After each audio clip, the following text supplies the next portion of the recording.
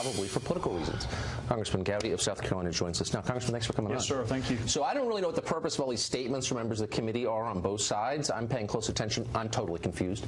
So can you just give us a quick summation of what we know for certain about spying on American citizens, including the Trump campaign?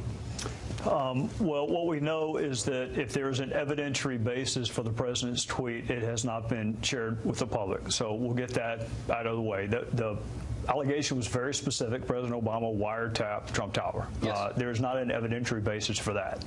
Where it gets a little more complicated is there are surveillance methodologies that allow the collection of, hypothetically, foreign-to-foreign communications. And to the extent that U.S. citizens are mentioned or collected in that, in those surveillance programs, they're masked. And I think you want the information collected from a national security standpoint, but the masking is important. So with General Flynn, the public reporting is that he was unmasked. All right, that's not only a breach of protocol, that's a violation of the law. That's the felonious dissemination of classified material. What Chairman Nunes' point is, I want to know whether or not other people have been unmasked, even though you don't know about it publicly yet. Interesting, but it would be known in the intelligence community. So my understanding from watching Director Comey is that intel agencies reporting to the Obama White House initiated an investigation of people around candidate Trump before his inauguration. Is that your understanding? It is not, and I would be surprised if anybody could confirm that. There's a warrant process that you have to go through with the FISA court, and it has to be approved. And again, there's a public record of all of this, Tucker, which would be in the custody of the now Trump Department of Justice. So if there were an evidentiary basis for that, it's pretty easy to lay that out. There's a paper trail. Why would Director Comey be willing to reveal the existence of some investigations but not comment on others? That was really surprising to me. If you remember what he said, he sought special dispensation from the Department of Justice to confirm not just a counterintelligence investigation, one that may manifest itself with criminality. But yet when I asked him about the leaks, he said he could not confirm that there was an investigation. I think they're both of national interest. One happens to be a felony. So I was a little surprised and a little disappointed that he can't at least tell us we are investigating the felonious dissemination of classified material. And yet he can tell us other things that may suit the agendas of others. It seemed bizarre. Now, we interviewed someone on this show last week who spent 30 years at NSA, Mr. Binney, who said that there is no question that the NSA has personal communications from then-candidate Trump and those around him on its servers. Do you think that that's true? It depends. It depends on who they're talking to. If you are talking to someone for whom the intelligence agencies are authorized to collect, then yes, you may be captured on it. If there is a reason to collect on a non-U.S. citizen and you happen to call that person, then you would be collected as a U.S. citizen. That's where the masking and treating it confidentially comes into effect. But he was saying, and again, he worked there for all those years, that NSA collects basically all data coming in and out of the United States because they've tapped into the main data trunk.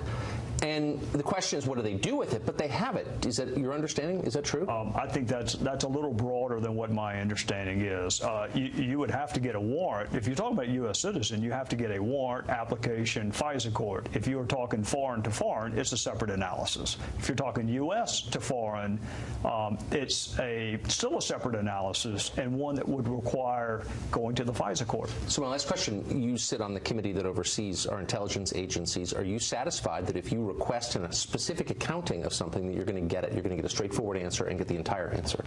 I don't know that I would, Tucker, and I'm not dodging your question. There's something called the Gang of Eight. They are entitled to information that even HPSI members are not. Members of the committee would receive that information, you think?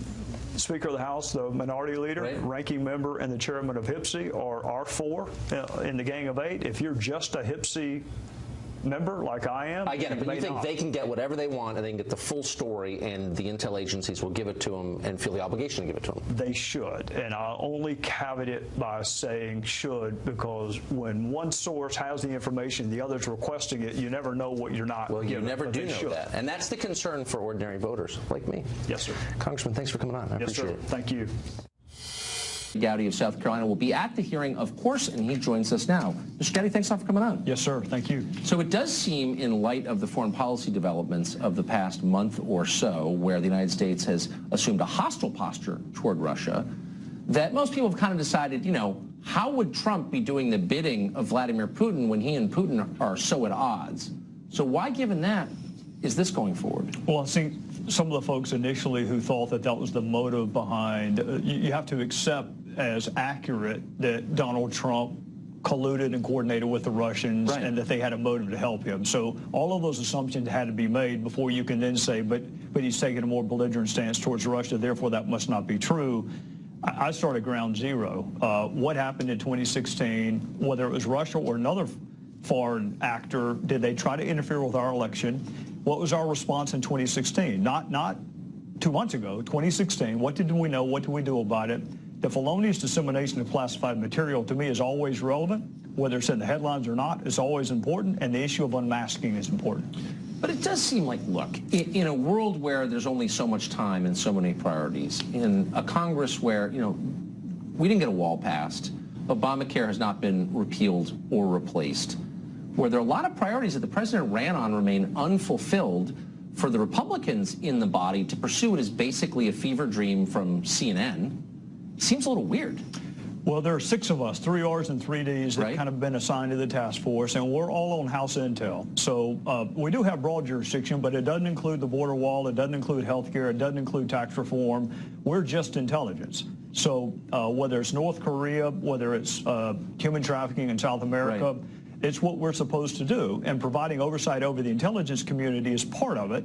So the Intel Committee has a robust jurisdiction, but this is part of it. No other committees of Congress, to my knowledge, are holding hearings, not on the House side. And quite frankly, Tucker, we have time. Those of us that are on Intel, we can't talk about we can't talk about North Korea. We can't talk about other things that right, we are investigating. This is one of those rare exceptions where we can both do it and then ultimately answer people's questions at the end. So unless I'm missing something, the only crime that we're pretty certain occurred in the U.S. was the leaking of Michael Flynn's conversations with the Russian ambassador. Is that part of the investigation? I would say the hacking of the DNC would also constitute a criminal act. So, and the FBI would have jurisdiction over both of those. But I don't think Congress is well equipped to investigate crime. In fact, I know we're not. So the constitutional injury or things that are of significant public interest, there is a role for Congress to play. We're dreadful at investigating crime, and we should not attempt to do so. Which is why you don't hear me alleging that people committed crimes. There is a constitutional It hasn't stopped some role. of your colleagues, I notice. It doesn't, and that disappoints me because I think you ought to wait until all of the evidence is in and then ask the jury to draw whatever conclusion you want. But we only have one reputation, and it is so easy to accuse someone of a criminal act. And we do it, unfortunately, in modern-day culture a lot. It's just unfair to the individual, no matter who's doing it. I totally agree. Are you confident that Director Comey is stable and trustworthy? I am. I have a rich and provocative history with Director Comey, dating back to 2016. I prefer to talk to him privately than in public because, in fairness to him, he can't answer most of my questions in a public Well, he said that hasn't stopped him from making all kinds of provocative public statements and then not explaining them. I have a rich and provocative history with him. We've agreed on some matters. We've not agreed on some matters. Whether I like it or not, he's a foundational witness. In fact, he touches all 4 tranches of our investigation, and he may be the only witness that does touch everything from felonious dissemination all the way back to when did the Bureau initiate their investigation. So he's foundational. It's not fair to ask him questions in public where I know he cannot answer them. Yes. And then from him, we'll develop other witness leads and documents that we need. I'd like to ask him a few questions in public, but I don't think he's coming on. You should have him on your show. I don't think you he's just got to tell him which hour you're on, because it's switched. We'll try. All Congressman Gowdy, great to see you tonight. Thank you for that. Yes, sir, you too.